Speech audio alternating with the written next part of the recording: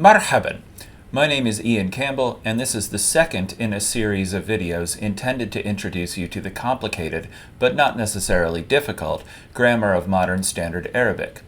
This series of videos will address how to make nouns and adjectives into phrases, which requires a great deal more in Arabic than it does in English. In this first video, I'll be talking about nouns and their attributes.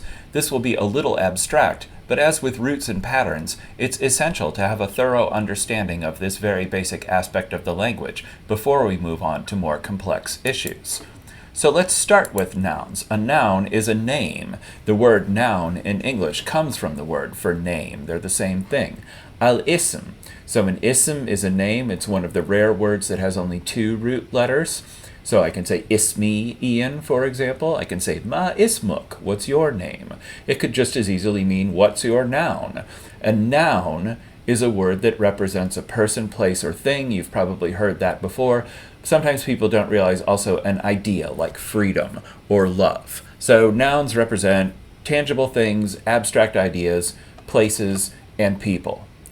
By the same token, we have a siffa, a description, literally. The root is waw sald fa, but like a lot of roots where the first letter is waw, sometimes it just up and disappears on you. So a siffa is a description. It's plural, like most words that end with ta marbulta, changes the ta marbulta to alif ta. So we have sifat, and it means a description. An adjective is a word that describes a noun. You probably already knew that, but just filling it in for you. Most Americans' high school experience doesn't really teach them English grammar very well, which makes it hard for language teachers like me. So you have to learn to pay way more attention to nouns in Arabic than in English.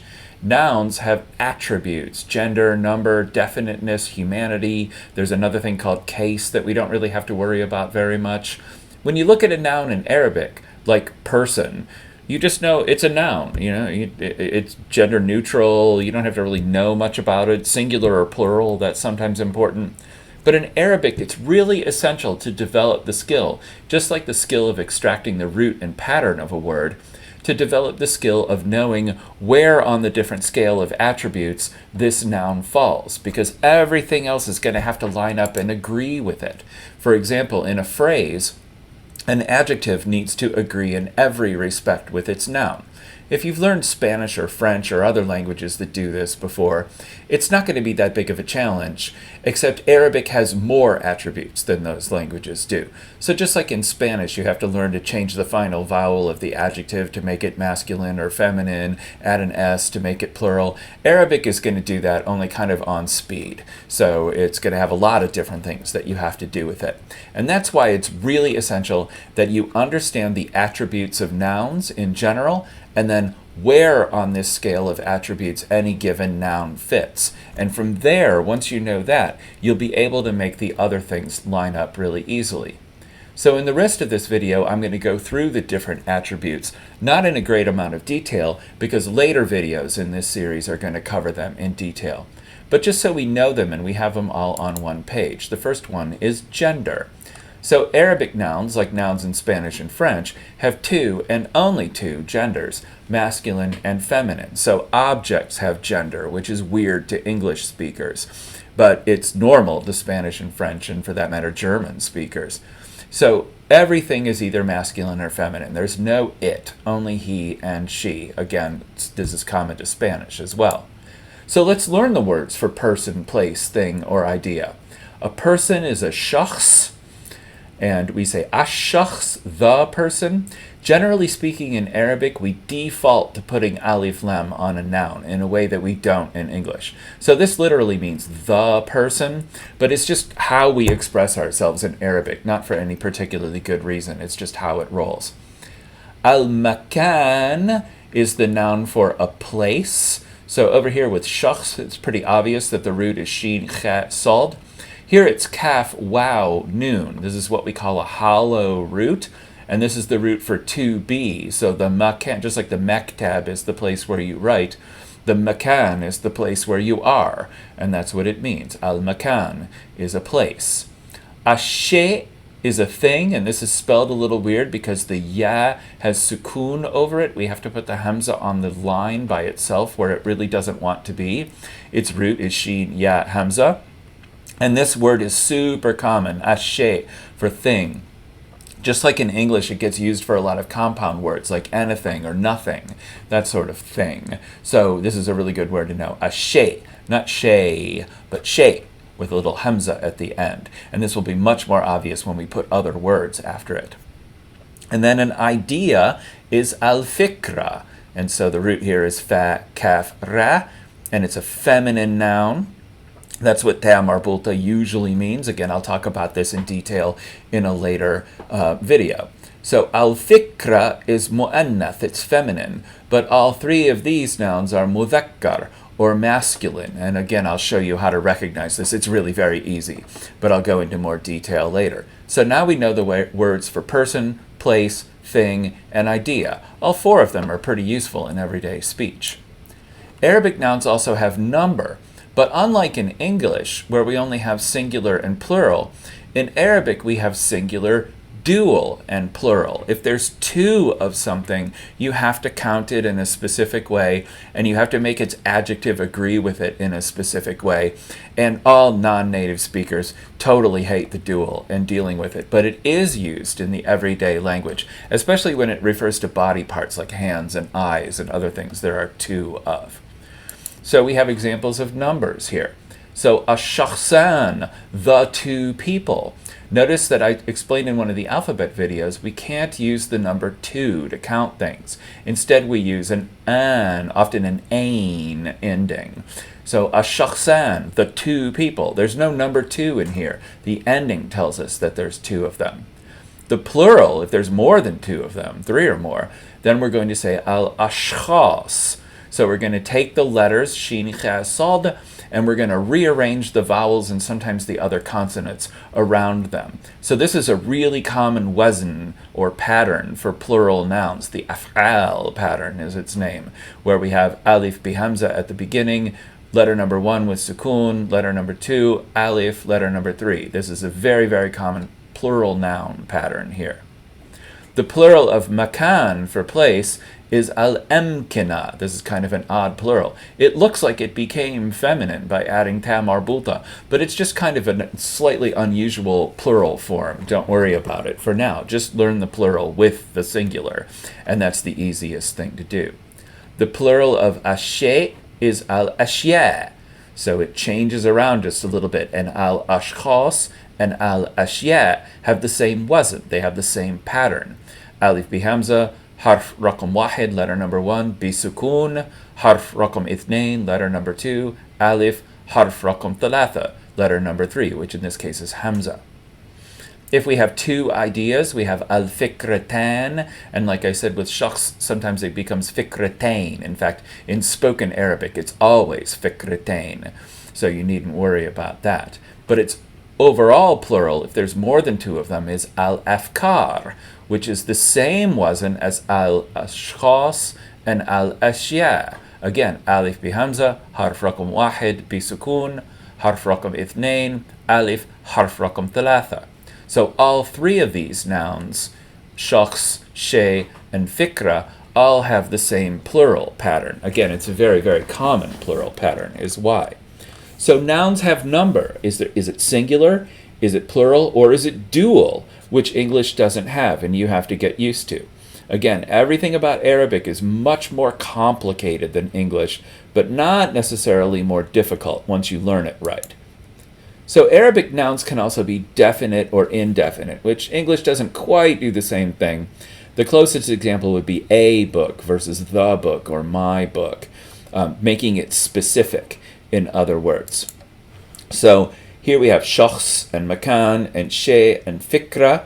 There's our words without the alif lams. So in Arabic, we don't have a word for a or an. We just kind of imply or infer that it's there. So shakhs is a person, makan is a place, shay is a thing, fikra is an idea. There just isn't a word for it. Sometimes we will put possessive pronouns on the ends of nouns. This is very common. I mentioned in some of the alphabet videos that we could put E on the end of a word, on the end of a noun, and make it my thing. So shakhsi is my person. That's what my cat thinks of me as. I'm her person. She's going to sit on my lap wherever I am.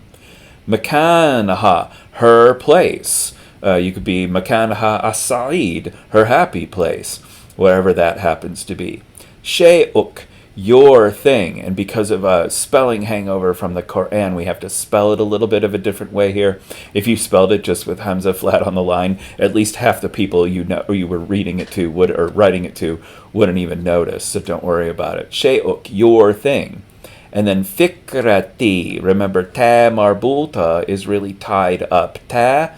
So if I put a suffix after it, like to make it my idea, then I have to change ta marbuta back to regular old ta. So words that have these possessive pronoun suffixes are always definite. Words that have alif lam on them are always definite. And there's two other ways to make a noun definite as well, and I'll get into that in further detail later. So you have to know, is the noun mudhakkar or mu'annath? Is it masculine or feminine? Is it mufrad or muthanna or jama'? Is it singular, dual, or plural?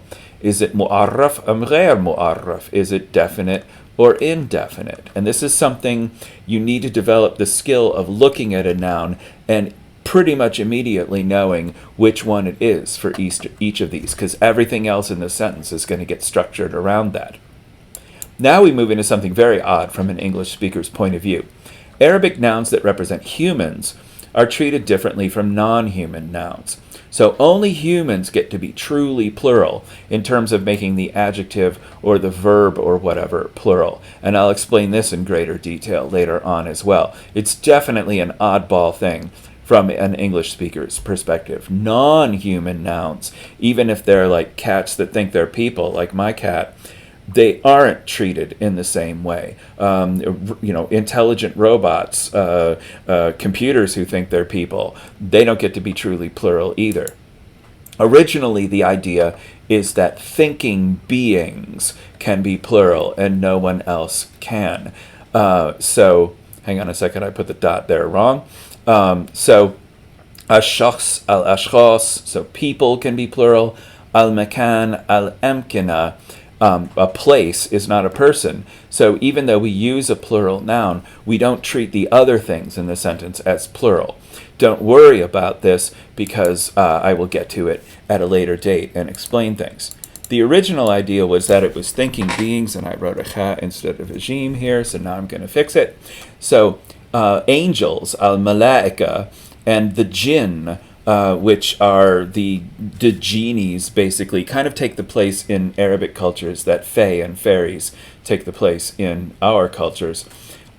These are thinking orders of beings, and they get to be treated as truly plural as well, but since they don't exist, we're not going to really worry about them. And then Arabic has nouns that represent specific people or places are proper nouns, like in English, and proper nouns are always definite.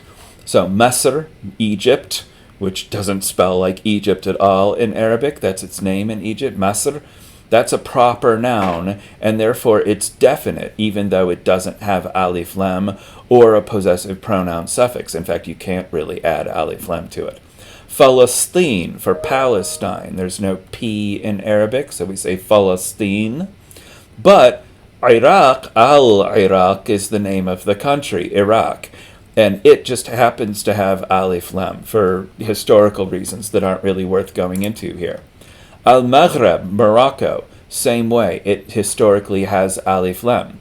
Cities are the same way. So Al-Qahira is Cairo, literally the conqueror.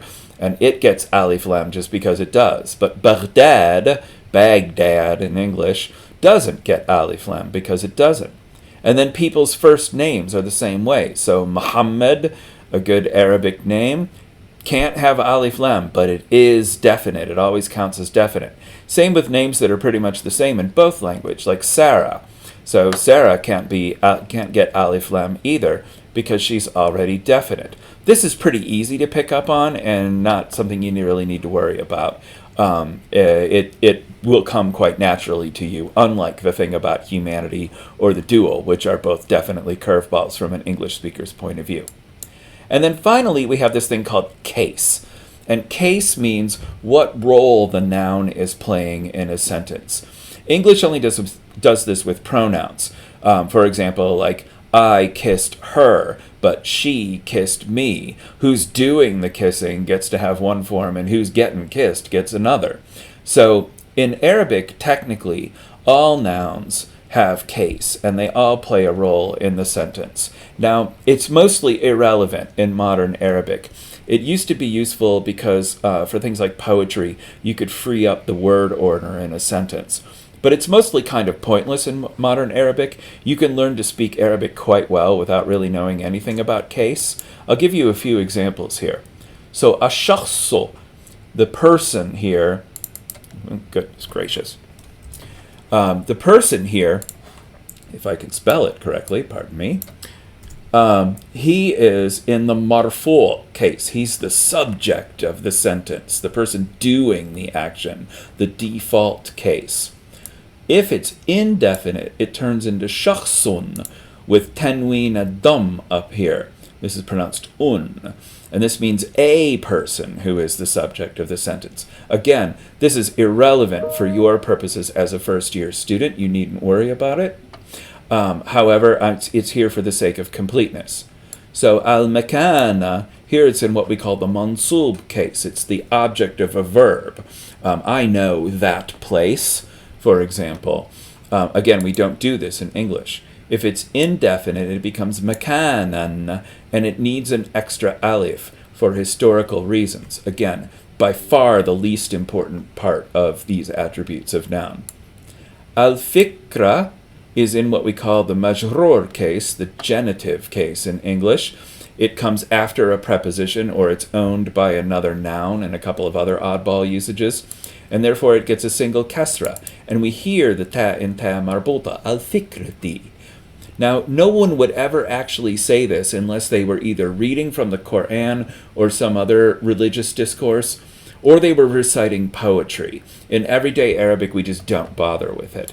And then one idea is a fikratin, and why I put ta instead of ta marbuta, I don't know. I should have had lunch before making this. So fikratin with two kasras would be an idea. So I know about an idea. It would come after a preposition. Again, this is the least important part of everything here. It's only here for the sake of completeness. In the next video, I'm going to talk about gender and how to make adjectives agree with their noun in terms of gender. And then I'm going to go on through each of these attributes except case and go into each of them in more detail. But for now,